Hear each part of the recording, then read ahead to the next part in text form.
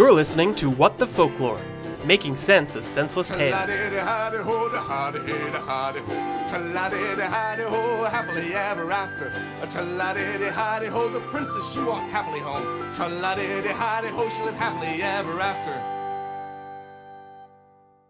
What the Folklore 93. Hold on. I have an idea. Yeah? Let's kick back this time. Kick back? Yeah. I mean, not do an episode? Well, for the intro at least, let's let the listener do it. Well, that'll be a fun game that they can play at home. We're going to insert like 2 minutes of silence. You just fill in whatever you want for this part. Not even silence. We'll just sit here and like cheer you on. Like, oh, good job. You got it. You named all three of us right. It's a quiz show segment. What's the name of this podcast? You got it. Yay! Who are we? You got it. Yay! What are we going to talk about? Boo. Ooh, that was not right. That was definitely not right. Whoa. Whoa. Where did you get that from? Do you need to talk to somebody? I was going to say, do you see Mark Maron here? But I don't know if those two things mesh together. What? Look, obviously you can't be trusted to run this intro properly, listener. Go back to Night Vale. That's a little bit of an insensitive topic.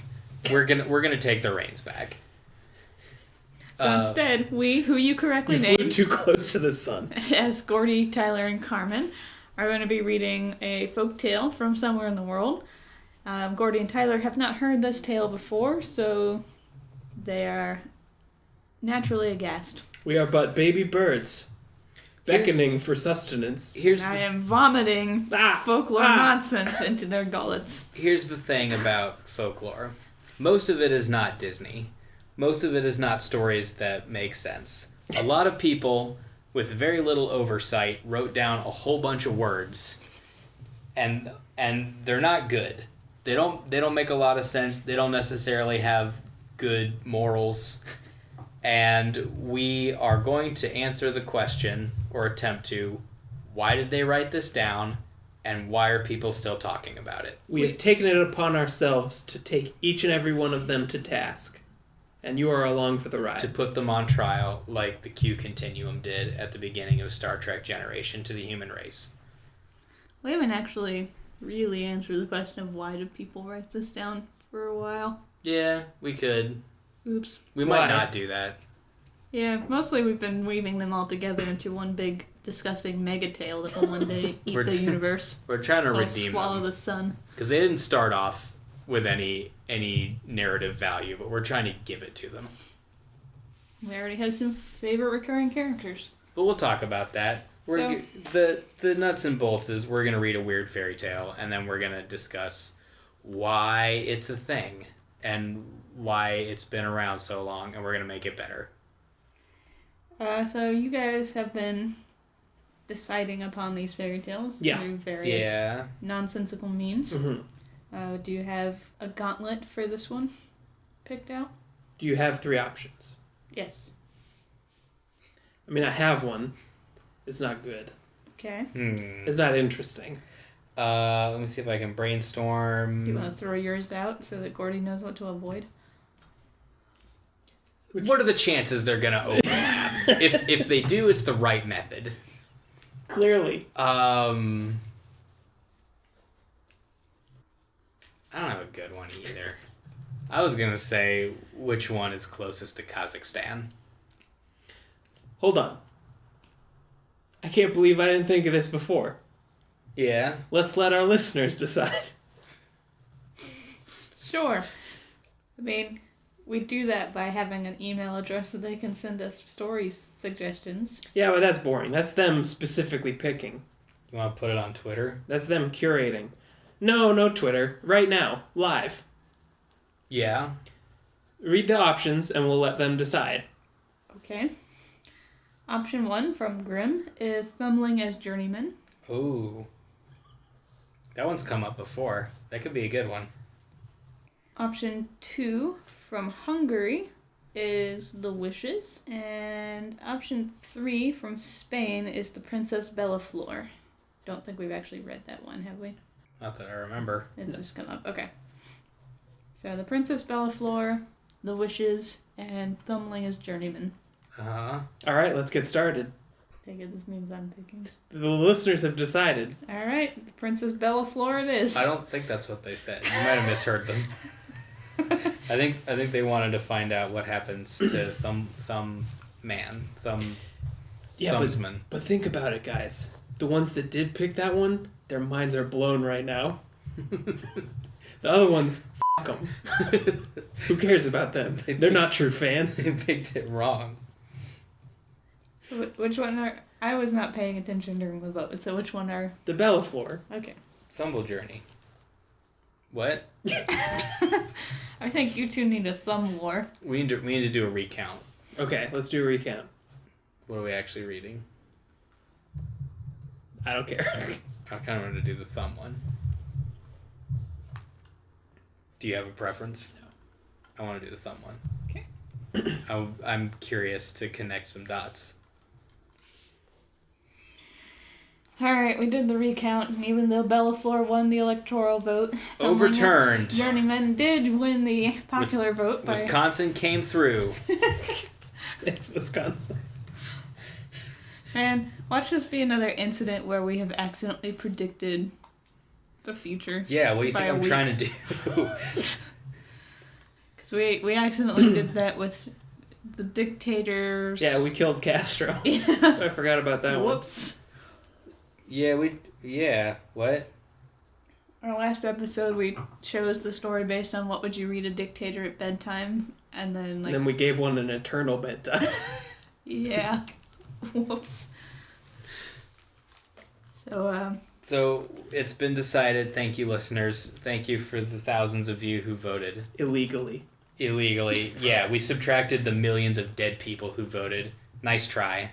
Okay, so this one, just like our last Thumbling tale, is Arn Thompson Type 700, Tom Thumb. Does it prominently feature Steve Odekirk? Steve Odekirk? Yeah. Can't give you spoilers. This is grid number 45. Who's the other guy? Bob Odenkirk? Mm-hmm. Yeah, got them confused for a second. It was a really weird switch. Alright, you guys ready? Yes. Go back to Thumbland.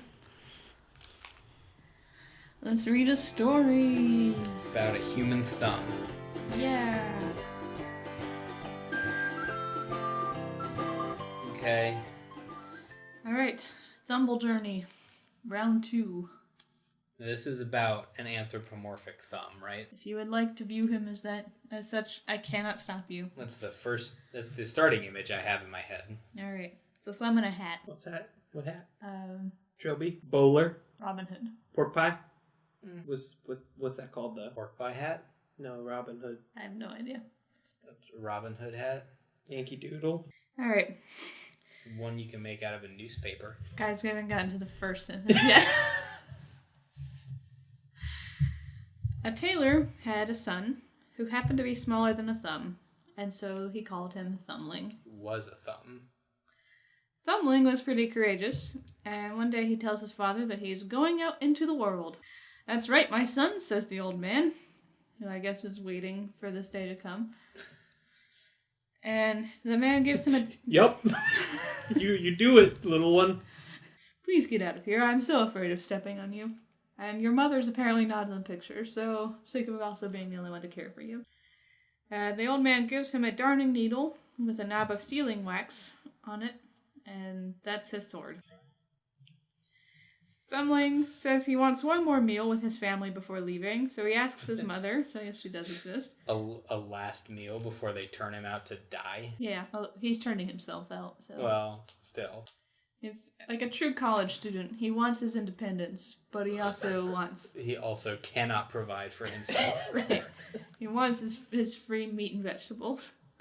So he wants one more meal with the family, so he asks his mother what they're having for dinner, because the food was just being dished up on the hearth. The mother says that he needs to go look for himself, so he jumps onto the hearth to see, but as he peered into the dish, the steam caught hold of him and carried him up the chimney. And he died, and that was it.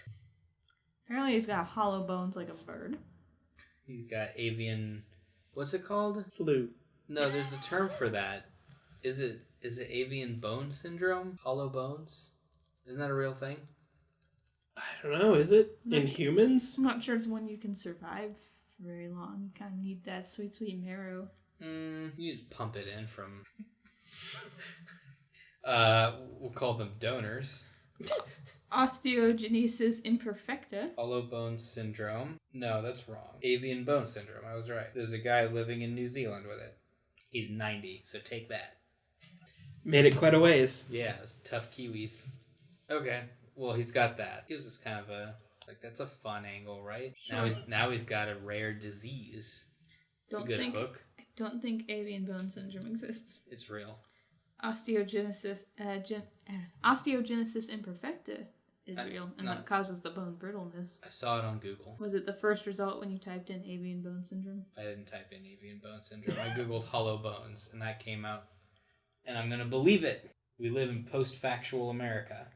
Well, when you type in avian bone syndrome, first one is avianbonesyndromeabout.com or .com/about, which talks about how it's not real. The second one is osteogenesis imperfecta on Wikipedia. Is that the purpose that website serves?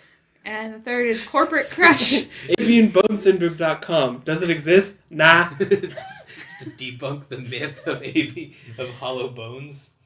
The third is Corporate Crush, the 19th episode of the first season of the American television series. ... I don't know, probably something weird. Okay, well, I'm not that invested in it. 30 Rock. All right, that's it. Yep. That's where that came from. Yep. Phoebe. Yep. Jack marries her, or almost marries her. So he rides around on the steam until he finds himself sinking to the ground in the wide world outside of his family's house. Was he enjoying it? I guess. Or was he screaming the whole time? It does not specify, so what do you think? Does his family look for him? They may have just given up on him entirely. They may not have noticed. Well, that's what I'm saying. If he was screaming... Oh, he would have signaled that something was wrong? Yeah, you'd think, anyway.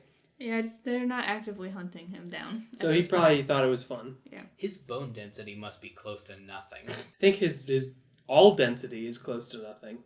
Maybe he lost a lot of weight and he's got a lot of extra skin to get caught by the steam. It's like a flying squirrel. He's like a fleshy, flying squirrel. So Thumbling wanders about and finds a master in his craft. Not sure what craft that is, but the food at this place is not good enough for him. What? Wait, what? This has got extremely vague. Yes. What, okay, if they're not going to give us something, what kind of craft do we think it is? Is this a dream someone had that they just retold? It made sense at the time. It has kind of the cadence of a dream. You skip around a lot. He flew on the steam, met a Kraftsman, didn't like the food. Is the Kraftsman, does he work in the food industry? Does he work in the craft industry? Because if not, I think his expectations might be too high. Is he a powdered cheese smith? A fake cheese smith? Like artificial cheeses? Yeah, for the Kraft family of products. That makes a lot of sense.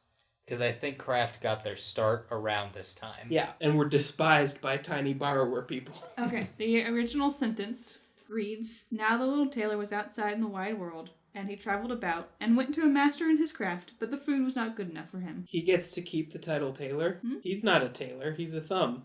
Yeah, apparently when you're the son of a tailor, you're just a littler tailor. I don't know. Maybe he got taught the craft. How? He's one finger. He can't... He's the most important finger, though. He can't do it. He had to hug his dad's hand really hard. And then he could help a little bit. But not that much. He then threatens the mistress of this house that if she doesn't provide better food, he's going to go away. He was not invited to begin with, was he? I don't think so. But then he's going to come back in the morning to write on their door in chalk, "Too many potatoes, too little meat. Farewell, Mr. Potato King." With a question mark. What? I now have the original story out with me to make sure that I wasn't drunk when I wrote these notes. Farewell, Mr. Potato King. There is a question mark on that sentence. Farewell, Mr. Potato King. This is a sick prank. It's like the end of a video game where it's like the end, and then the question mark comes down. So he's threatening a bad Yelp review Yes. on their door. In chalk, which you might note is easy to wipe away. Yeah. Or blow away. A bad Yelp review? Yeah. Yeah. No, they're not. What? Can't get rid of bad Yelp reviews that easily. You If can they're made if from they're chalk. written in chalk on your door. Well, that's why they moved away from that model. Yeah. The first And Yelp, made them permanent. the first Yelp app, they would just mail you a small chalkboard, and you had to write down your review and mail it back to HQ. We've come a long way since then. I think the internet's getting pretty good too. It's pretty That good. that might take off soon. Yeah, it was cool when the internet was just chalkboards that you threw at each other. When do you think the internet will replace chalk? 2020. I don't think it's ever 2025. gonna 100% happen because can you ever replace the smell of a chalkboard? With Yes, gladly. The squeak of that chalk. I want to hear this squeak of a browser window.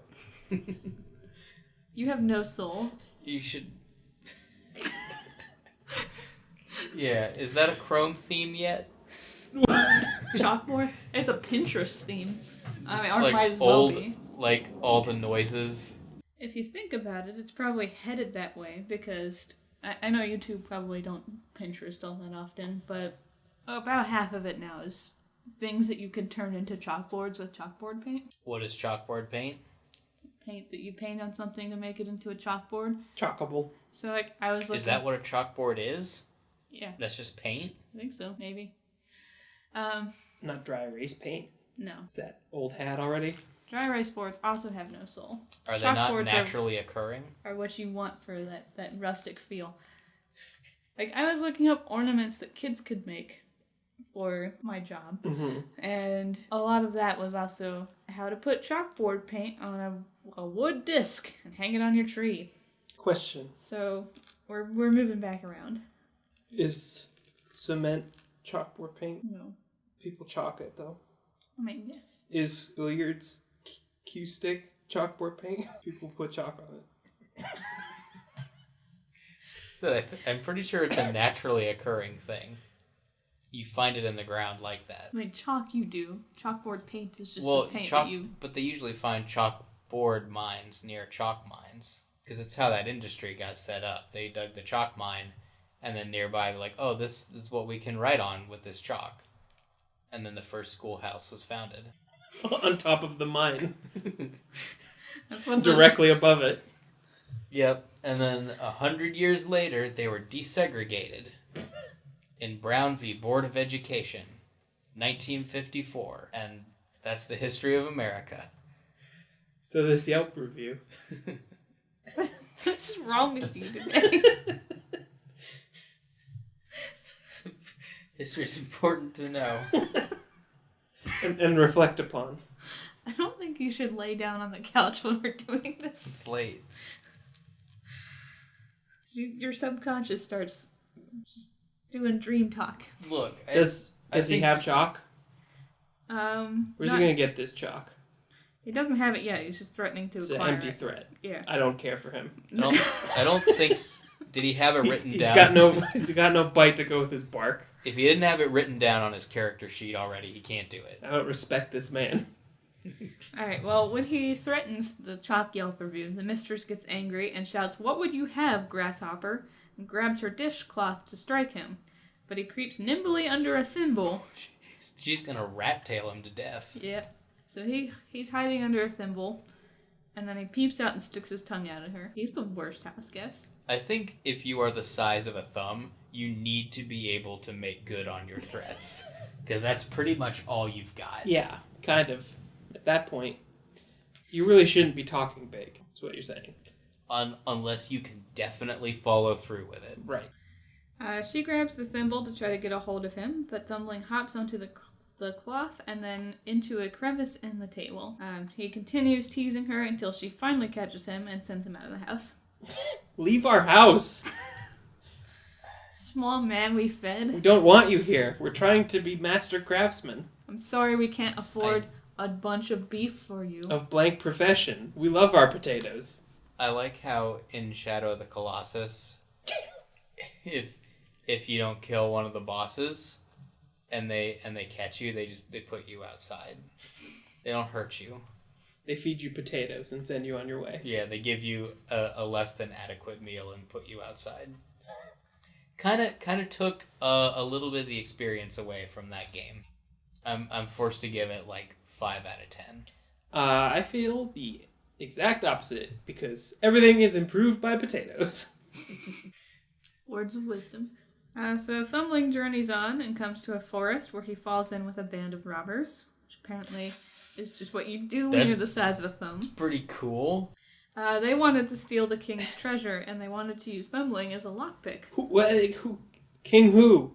Just the king. King whoever. The one Whoever's nearby. handy. Also, you said what now? They wanted to use Thumbling as a lockpick. They wanted to jam him into locks. That's a good distinction to make. Do they want him to serve as their pin, as the or tool? Or are they just gonna cram him in there and hope that he can figure it out? I think he's the one who's just supposed to pick the lock. Yeah, but with his fingers? Maybe. I don't know. His tiny, nimble fingers. Maybe if it counts as lockpicking if you just slide under the door and then unlock the deadbolt from the other side. What if it's a big bolt that he can't lift? What if he slides under the door and insults the king's potatoes? So then the king takes him outside, thus opening the door for robbers to run inside and ransack the place. Steal all his potatoes and gold. Whatever works. That counts as an invitation, right? The king just opens the door in front of you. Yeah. That means come on in and steal. You're bound by guest right. That's why I never answer the door when someone knocks at our apartment. I never answered the door. After some reflection, Thumbling agrees to go along with them to the treasure chamber. Some reflection? Yeah, he thinks about it for a bit. Not just gonna hop in on a robbery without... He hopped into the gang Yeah, well... without thinking about it. That's just about having friends. Yeah, this is another scenario where he got into something, but he cannot follow through. He joined this gang of robbers, but... I mean, I guess he's going along with it, but he almost chickened out of doing the robbing. Does he have tiny candy cigarettes? Sure. And a greaser jacket made from someone else's shoulder pad? He also snaps his tiny fingers a lot. When they get there, he finds a door he can slip into, but one of the sentries sees him and says to the other sentry that he is an ugly spider, and the sentry intends to kill it. The other sentry says, no, it hasn't hurt you. And Thumbling makes it through to the treasure chamber door unimpinged. Glad that scene happened. Well, now we know we have a pacifist sentry who loves spiders. Yeah, I'm glad we know it. World building. It's like the Metal Gear Solid guards. This place is alive and breathing. These people have hopes and dreams. So once he's in the treasure chamber, he opens the window under which the robbers are standing. It's gotta be a small window, or he just got beefy somehow. Maybe he figured out how cantilevers and physics work. Sure. And he rigged up something.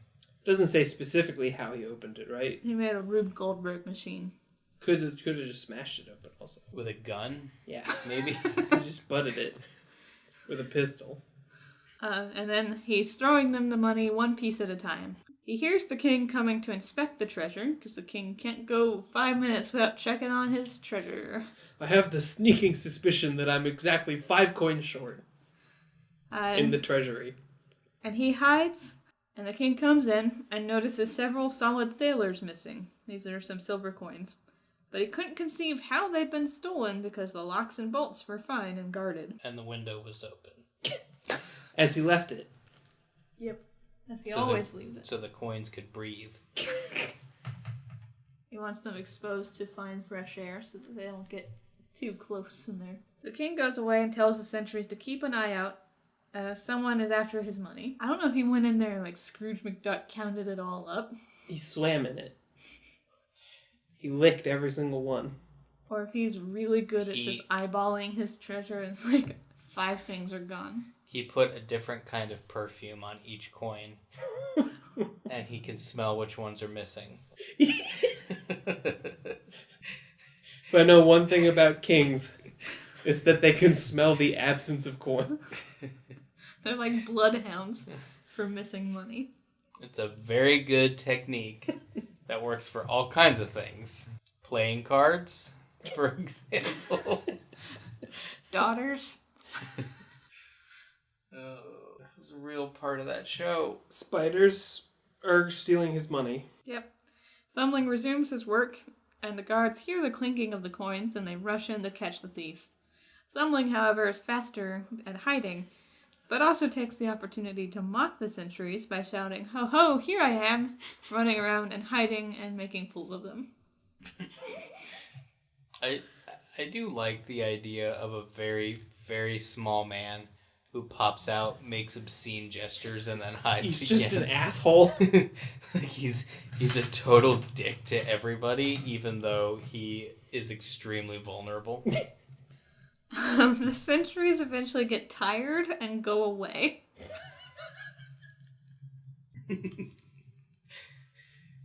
Why don't more robbers try that? These are Metal Gear Solid guards. Eventually they just give up. They're the Skyrim guards with an arrow sticking out of their forehead who just walk away. Like, I guess there's no one here. Why haven't robbers tried to just tucker out guards until they wander off? After they go away, he succeeds in throwing all of the money out, then jumps out himself to be caught by the robbers who offer to make him their captain. Do you do it coin by coin? Yes. So it took him a while. The entire treasury. Unless this treasury was not actually full of that much money, and that's how the king could tell by sight that like 5 coins were missing.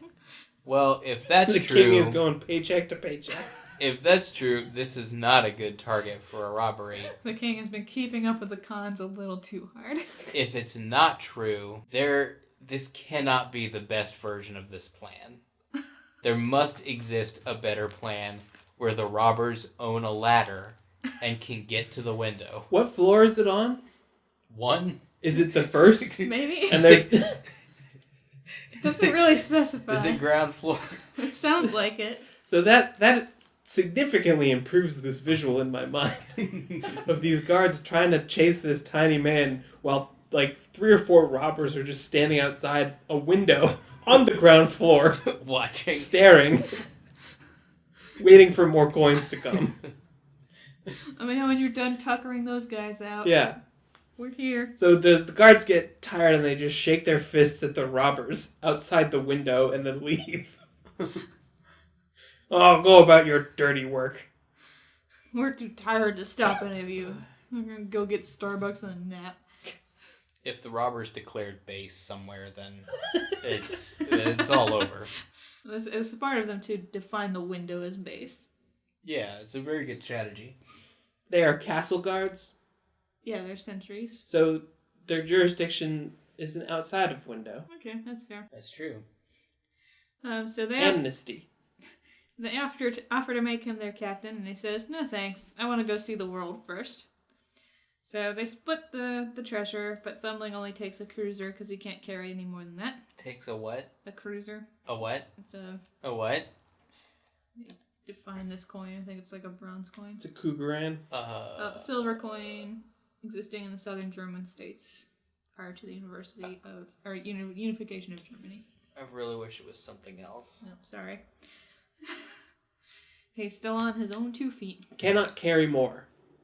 Can't carry any more than 1 Spent coin. the whole day moving coins from inside to outside. Takes 1 for his trouble. Well, he could only move them 1 at a time. And he doesn't have a small wheelbarrow. Why did he do any of it? I don't know. Shiggles. The stories. Why did he terrorize a nice couple who fed a stranger who wandered into their home? Why does anyone on Yelp use Yelp? They're all just jerks. He then buckles on his sword, says farewell, and heads out. He goes to work with some masters of something, but he didn't like it. So he hires himself out as a manservant in an inn. What kind of manservant? Chippendale? Yes. The maids, however, hated him. because People seem to. because he spied on them. He has no redeeming qualities whatsoever. And he told the master and mistress when they secreted food away for themselves. He's a snitch, too. What is his moral compass? He robbed a kingdom and then snitches on maids when they steal, like, a snack? Yeah, like, I would like to eat a little bit of this bread that these people sent back with their meal. Is he a lawful evil or a chaotic evil character? Yeah, definitely. He seems to be. His code is hard to pin down. Whatever he gets his jollies. The maids decide to get back at him and plot a trick to play on him. You're gonna bake him into a pie. Smush. One of the maids... Dictionary. Large, substantial book. Or just butt. Just sit on him. Goblet. Just call it an accident. No one would ever know. One of the maids was mowing in the garden, and she saw Thumbling jumping and creeping among the plants, making sure she didn't steal a strawberry. And she mowed him up quickly with the grass and tied him and the grass in a cloth and threw it to the cows. I was going to say to put him in a horse's butthole. But this is close enough. We'll get there. What did horses ever do to you? Nothing. I'm trying to give him a good time. Just have a concerned look for you. I have nothing else to give. That's never mind. A great black cow swallowed him whole without hurting him, but he didn't like the stomach because it was dark. He doesn't like anything, though. I don't care. You can't spy on anyone here. He has not yet liked a single thing. He tells me this stuff that he doesn't like. I don't care. You're a jerk. When the cow was being milked, he called out, "Strip, strap, stroll, will the pail soon be full?" From the udder? I Through the little hole? guess. I don't know how this works. But the milking was too loud to hear. The master comes out and says, "This cow is going to be killed tomorrow." And Thumbling shouts, "Let me out first, for I am shut up inside her." The master heard him, but couldn't figure out where the voice was coming from, so he asks, "Where art thou?" And Thumbling says, "In the black one." But the master didn't understand and left. Too hard. Too hard to figure out. This does seem like AI that's just breaking. Like, everybody in this story is a poorly scripted Can't- NPC. Can't compute these events. Gonna turn around and try again. Yeah, this particular fairy tale was programmed by Bethesda. The next morning, the cow was killed, but Thumbling was lucky not to meet with any of the blows, and he got out among the sausage meat. Any of the blows? How Are they kill this? are they punching it in the stomach until it dies? Is it Fight Club? He's in the stomach, right? Everyone just has a hatchet and they're just hacking at it. That's not. It's a whole farm Look, event. if you're gonna do it, if you are going to slaughter a cow, there's a right way and a wrong way to go about it. Yeah, you go off the top rope. You Slam down on it. You gotta do it in one body slam. one clean hit. You don't bludgeon it slowly. The butcher came in to begin working, and Thumbling cries out, "Don't chop too deep, don't chop too deep, I am amongst it." But the knife was too loud to be heard, for him to be heard. Now he was in trouble, but trouble sharpens the wits, and he sprang out adroitly between the blows, so that none touched them. None touched him. He still could not get away, and he had to let himself be thrust into a black pudding with the bits of bacon. He was cramped in there, and he hung up in a chimney to be smoked, so it was not fun for him at all. How is he stuck? I don't know. I guess he's maybe They minced the meat. Yeah, I guess he's maybe And he dancing is- between the knives, but didn't get out of the meat. And then they scooped him up and put him to be smoked Yeah. with bacon. So they're gonna eat him. Their final revenge. In the winter, so he's up there for a while. No! He would eat his way out. He's taken down again and set before a guest as black pudding, which is actually really good. You should eat it at some point. They have men in them. When the hostess was cutting the slices, he took care not to stretch out his head too far until he saw his opportunity at last and jumped out. Yeah. The little How months have gone by? yeah. He has not atrophied in any way? Hanging in sausage? He's been slowly eating it. He has food. He has no air in there. But he doesn't have a turlet. This is a very big problem. How's he gonna keep it separate? Well, I mean, he can't move. I know. The front part's the good part. And he's not going to turn around, so... The front part of what? The sausage that he's stuck in. The face side. He just opens and closes his mouth for food. Yeah. And then he shits out the rest. Just constantly over a period of months. Maybe it helps to like propel him forward. He's His swim bladder. He's kind of rebuilding the sausage behind him.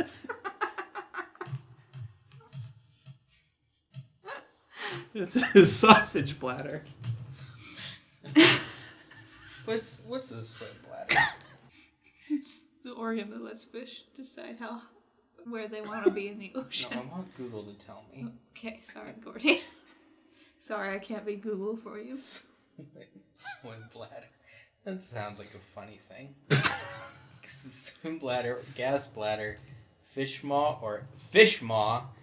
or air bladder. Okay, yeah, it helps them control their buoyancy. Mm-hmm. You look at that. Science. As only a robot can provide. The magic world of nature. The little tailor wouldn't stay any longer in a house where he had so many bad experiences. But soon after... No one asked him to be there. I know. But soon after resuming his journey, he gets snapped up by a fox. Cool.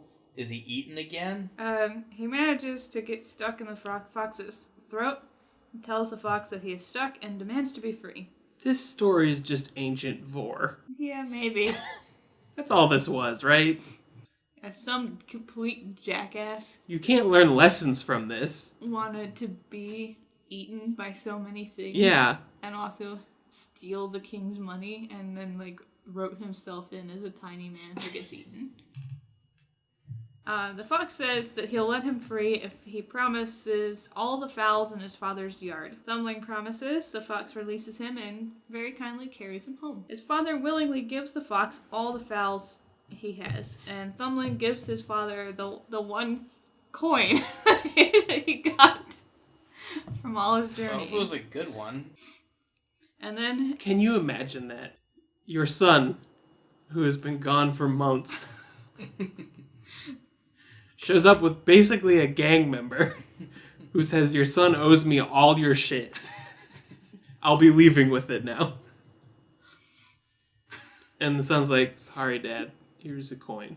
This It's is what I silver. have. It's not even a gold coin. I shit my way to freedom from a sausage. I haven't changed my clothes, so there's sausage and poop all over them. Mom, where's the potatoes? Not the potatoes, he wants meat.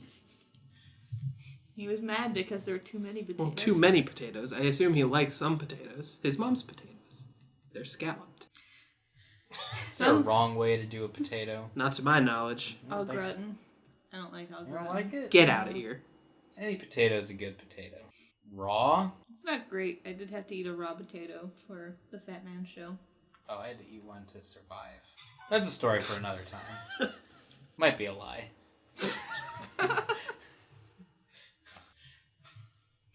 Thumbling asks his father, but why did the fox get the poor chickens to eat? And his father replies, oh, you goose, your father... Wait, maybe this isn't him saying this. Let me check the original source. This does not attribute these, so this might be a theorized audience thing. But the last line is, "Oh, you goose, your father would surely love his child far more than all the fowls in the yard." The end. That's What? the end. What? That's it. Okay. Guys. God damn it. What? I mean, I thought he was going to, like, murder the fox somehow. Cool. Well. But he didn't. Well. Fox has a larder. Well. Want to discuss? Yep.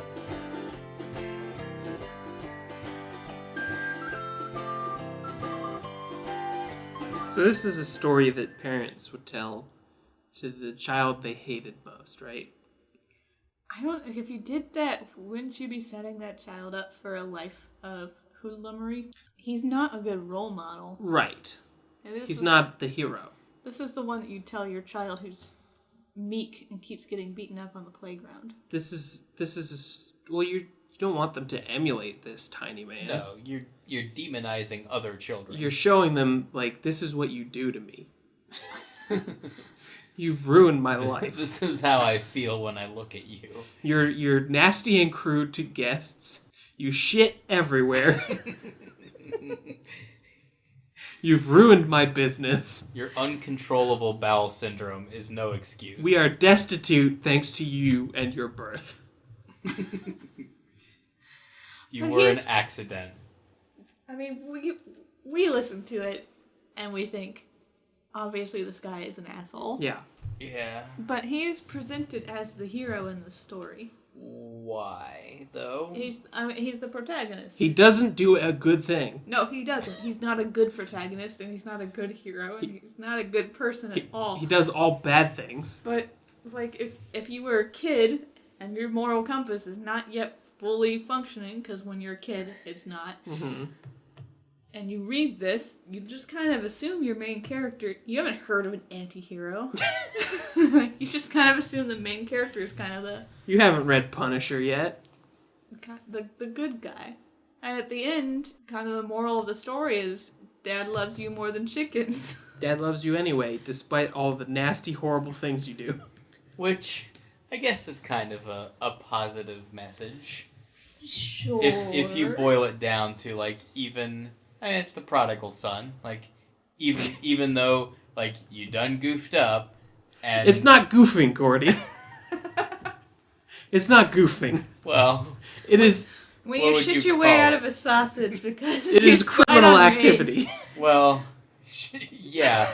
Okay, you didn't do great out there, He son. robs his way across the kingdom and back. Son, this is not what your mother and I hoped for you.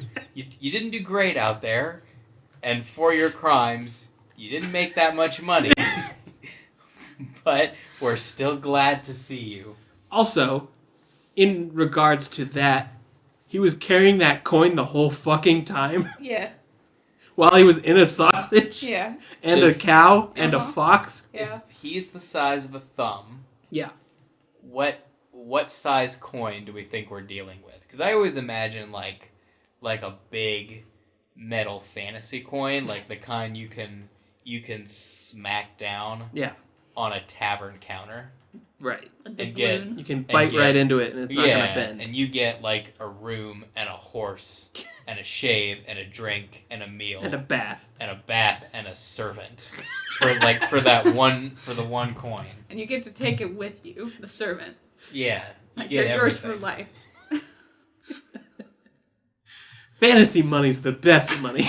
Yeah. This is a silver coin. I'm going to look into that a little bit more and see like its And then- relative value among the And coins. well, my question is how big is it versus his body? Because if you're thumb sized, your tiny little pockets are smaller than coin size. You're not gonna be able to like get a penny down there. Did he use it like a unicycle? Either that, or maybe he just strapped it onto his back like a Ninja Turtle. Could be. Maybe he enchanted it and he used it as Tensor's floating disc. One golden coin was worth 60 kreuzer. And he has one of those. He has one kreuzer. So it's worth what? 1/60th of a gulden. Yeah, Or 240 finnig. And what's that worth? Nothing. Give it to me in something I understand. I am trying to figure this out. I need a point of comparison. Well, you know what gold is, right? I know what gold is. It's worth 60 of them. But, like, what can you buy with one of those? After 1760, it was made of copper. But this is before that, because it is specifically silver. What do you get for that? For one of the coins he has? This story seems to think that it makes up for the loss of all of these fowl. What's the price of milk? That's how you tell. It's going to be something crazy like $8 a gallon. Just living in an apocalyptic society. Where milk costs more than it probably already does. I honestly don't know how much milk costs. I don't buy it. Can't drink it. It's poisonous and racist. A kreuzer nowadays is like $17 to $30 on eBay. Okay. Maybe he got like a rare misprint that was worth a lot. You know, like it was a collector's coin. Maybe they robbed the king's antique collection. That's what it looks like. Okay. So how big do you think that is? Like bigger than a quarter? So you're saying he could help save Weird Al's TV studio? Yeah. With his coin. I'm saying he'd have to carry that with his arms outstretched. Yes. To get around. I think they robbed the king's antique coin collection, which explains why there weren't that many of them to begin with, but it's also worth robbing. This was a rare coin with... Maybe they printed the wrong monarch on it. Well, this eBay listing for an 1859 kreuzer coin says that it fits in a U.S. penny coin holder. What? It's penny sized. Okay, so it's maybe the size of his head? Yeah. Okay. You know what? He could carry more than one of those. You know what, story? You got me on that front. That's believable. But also, you can carry a couple things the size of your head. Sure. Yes. Not in pockets, but... Like a hefty wheel of cheese. But you would think this king would have money in other... Places? Denominations. He would probably have the goldens. He is a king. I Yeah. would hope so. Or gemstones that are worth a lot of kreuzers. Bonds. Stock. Things, IOUs. Things with a high value to weight ratio. I have a question for either of you. We gave flack to everyone who got tired of his antics and gave up and walked away. But in that scenario, what would either of you have done?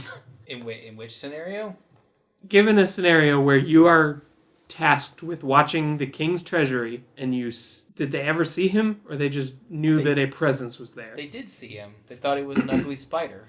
I saw him once. That was before he got in the room. It's not clear if they saw him when he was teasing. Right. But they could hear him. Right. And were aware that he was there. Given all that information, what would you as a guard do?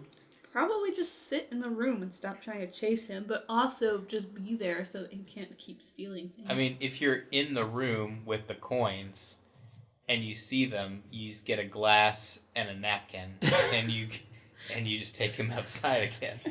Yes, no, close the window. Yeah. Yeah, that's an easy way to do it. What if they just put the lock at the top of the window?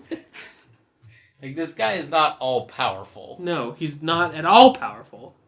He has zero power. He's maybe lucky. He has the power of assholery, which is admittedly pretty powerful. It gets you a long way in life.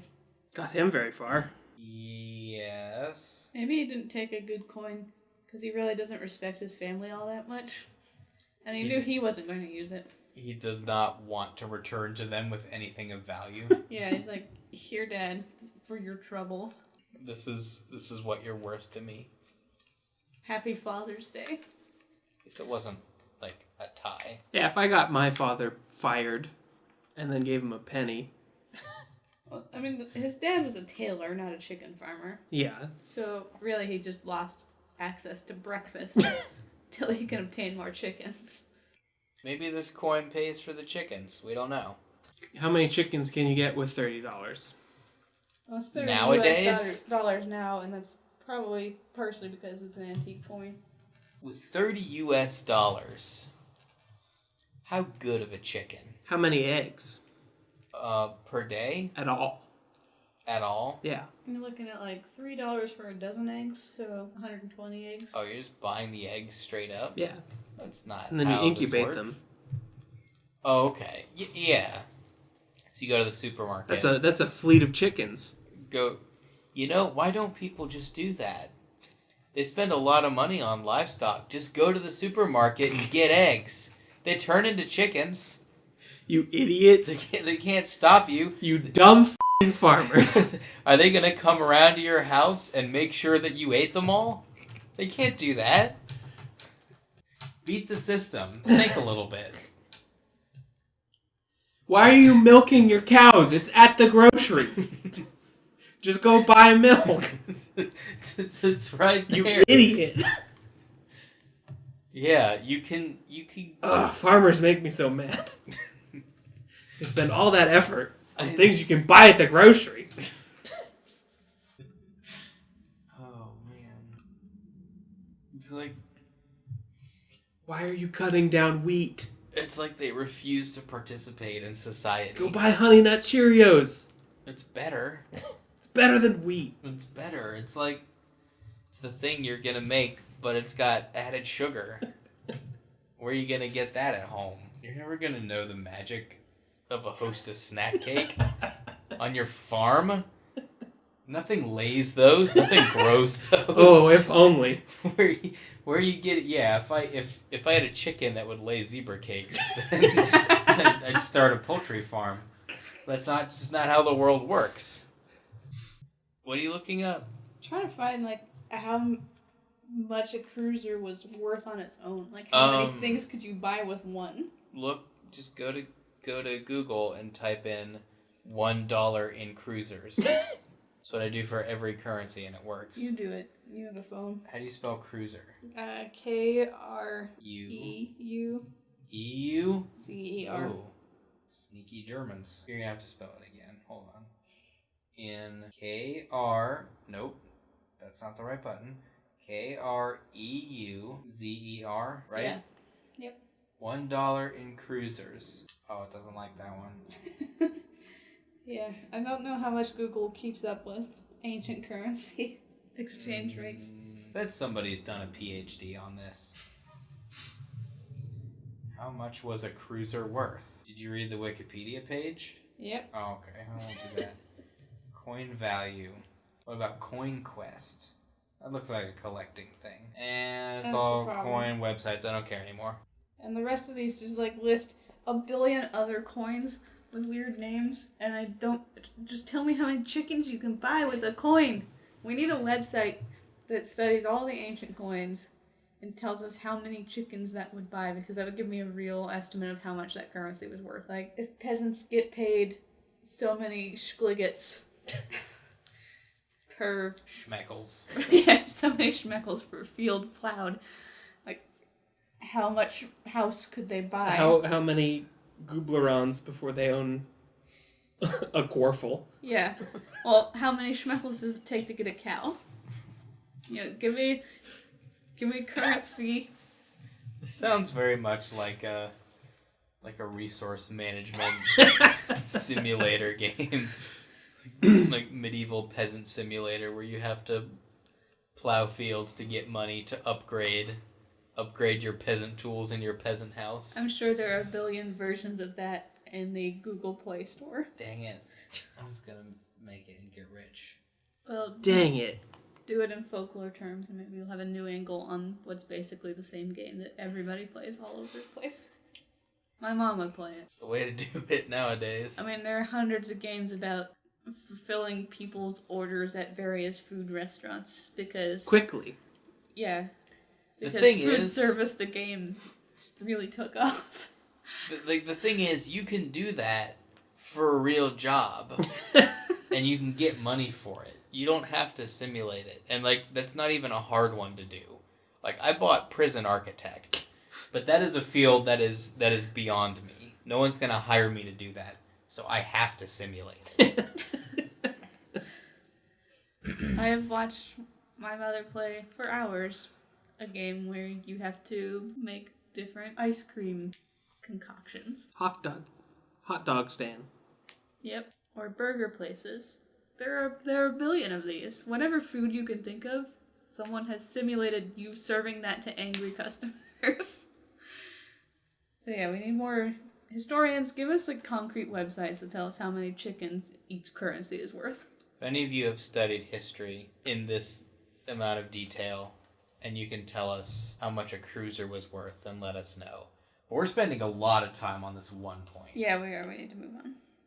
Was I angry at the last one? No, because the last one, like, he met up with robbers, right? Mm-hmm.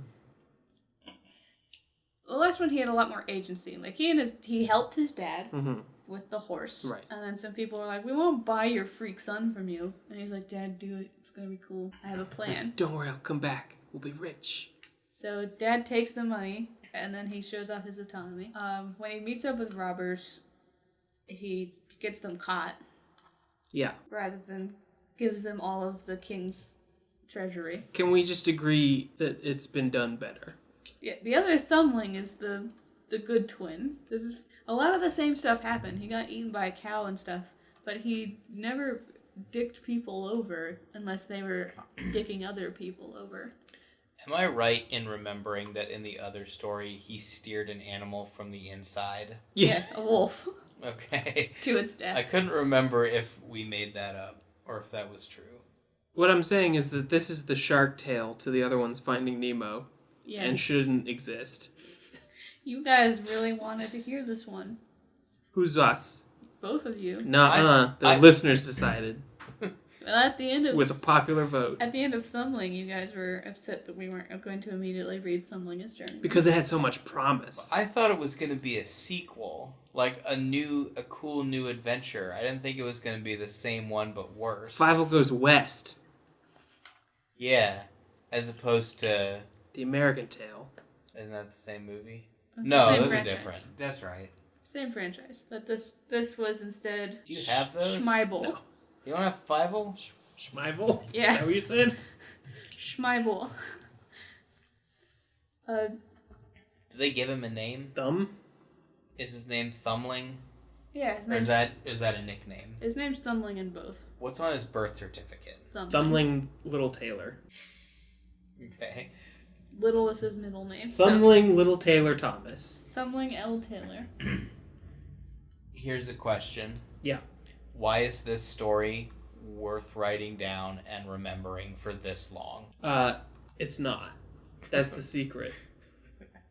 Somebody read the other one and thought, what if he was like a dick, though? What if this little guy was just like a huge asshole to everyone he met? What if we made him a nasty boy? There's one telling moment that we haven't really touched on. Yeah. Is there? Yeah, like we know he's been an active asshole to people who have worked with him, otherwise been kind to him, or are just doing their jobs. But he tries out working. And doesn't like it. Legitimate jobs. Yeah. And he gives up on that. Does he? To go back to assholery. To work in food service and spy on the maids. That's after the robbery, though. Right. Yeah.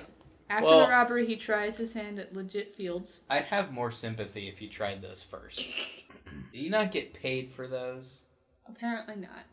Unless it was just in meat, which apparently he craves. He did never make good on his Yelp review threat. He never used that dumbass sword he was carrying everywhere. That's true, too. It set us Oh up yeah, for a lot forgot of, about that. like, what's he gonna buy with that kreuzer that's gonna change the course of his life? What's this sword about that his dad gave him? If he had gone out there, tried real work, had a hard time with it, Turned to crime. and then got eaten, been humiliated, and had learned his lesson, and came back to his father humbled, then we'd have a story with a moral. Yes, you're right. If those things had happened, we would be in a different situation. But that is not the story that was told. No siree. He had a sword while he was stuck in a sausage all winter. Yeah. Yeah, he should have been able to cut himself out. or out of the cow. What was he doing all winter? Maybe it was good sausage, and he decided, since I'm here, I might as well just, like... Make myself a poop stew. I mean, just be, like, a one-man human centipede on this sausage. It was secretly his fetish this whole time, because this is a whole fetish porn story. There's a lot of fetishes being catered to in this story. It might have just been an exploration of the fetishes. You definitely got some vor going on. Uh-huh. Yeah, this is a story of those nasty, nasty thoughts you have. Like, I'm gonna steal a king's whole treasury. There's I'm never gigantism. gonna work. Because he's a very small man surrounded by very big people. What was that? Like, gigantism.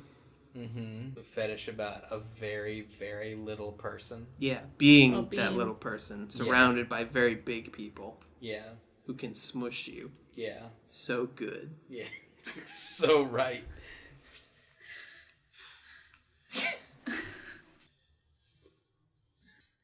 We got vor. Yeah.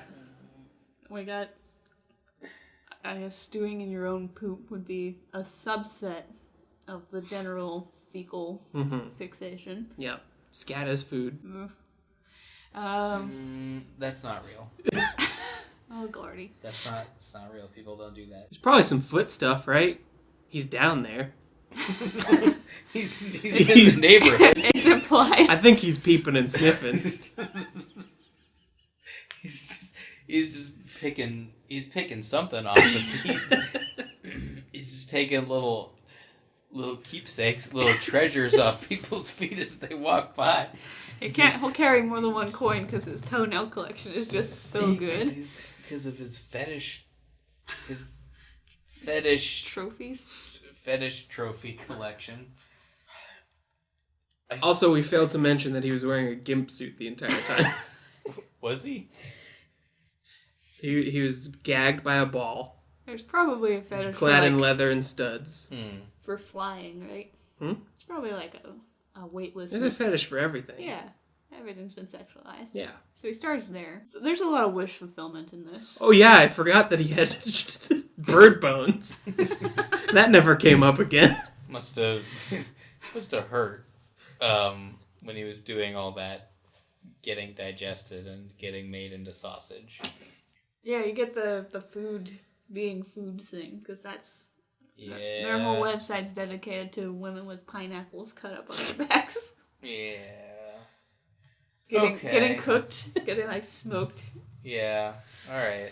Yeah, so this was a lot of fetish fulfillment snuck into In the guise of a story. a quirky tale. What we need is a face for this connoisseur fetishist. Yeah, Who is it that can bring this character to life on the big screen?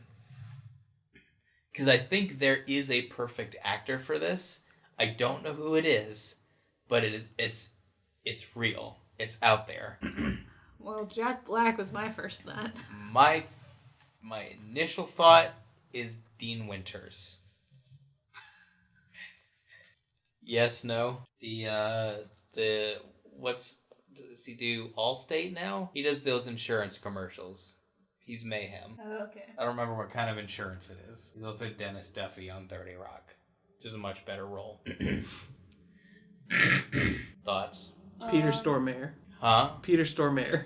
I have to see his face. John Glasser. I have to see his face.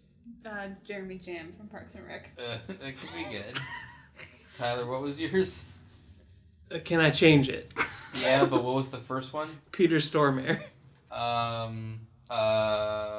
Okay, got it, and continue. Dan Folklore. Wait, what is this guy in that I know? Oh my gosh, you're sending me down a rabbit hole of looking up who's in what movie. Ooh, Dan Folklore looks... Yeah. That's the guy. That's who we need. Okay, tell me what Peter Stormare is in that I know, and I'm gonna look up your other dude, whose name might be Dan Folklore. In fact, it is. Okay, I got it right. Dan Folklore. I mean, in his pictures, he looks like a nice guy. But also, I could see him looking real gross if he wanted to. I don't know if I'm familiar enough with him to be able to say. Who? Dan Folklore. I'm still on the You Jeremy. didn't see Balls of Fury? I did not go see that one. That seminal film? I did miss that one. That's not one of the ones that I went to see in theaters. I'm still riding the Jeremy Jam train. These are all good possibilities. We'll send a few requests for audition out. We'll see who responds. Does this need anybody else? Are there any other crucial roles in this story? The dad? One of the masters? These are kind of vignettes, right? I guess. What if we did it like the Bob Dylan movie? Oh, where they all play him? Yeah, I like that idea. They can all take a run at Thumbling. I mean, there are a lot of Thumbling and Tom Thumb stories, too, so it's not all just this guy. Because we should probably get Dane Cook in there also. Oh, yeah. Oh, yeah. Remember that guy? And just any other shitbirds we can think of. Oh, Kevin James. He's in there. He makes the cut. Adam Sandler. I don't know if I want to work with him again. It was a Adam bad Sandler. experience last time. We've given him enough work over the years. Hey, Peter Stormare is in American Gods. So there's that. Yeah, I like that idea. I think we solved our problem. Just Dylan it. Yep, Dylan it. Can we be done? Yeah, I want to be done with this man. Let's put a nail in I'm upset that we read this. You're just hoping for another likable thumb guy? Yeah, it's more that there was a lot of promise that it not only didn't meet, but destroyed. I was just hoping for a good story. Completely squandered. You hope that every time, Gordy, and it never happens. We should read something good next week. Oh, no. Those aren't the rules. Yeah, that's not fun. That's not why we're here, I know. Well, is that it? Are we closing the book on this one? Slam it shut. Crush that little man. He's unkillable. God damn it. Okay. Well... Anyone have announcements they need to make?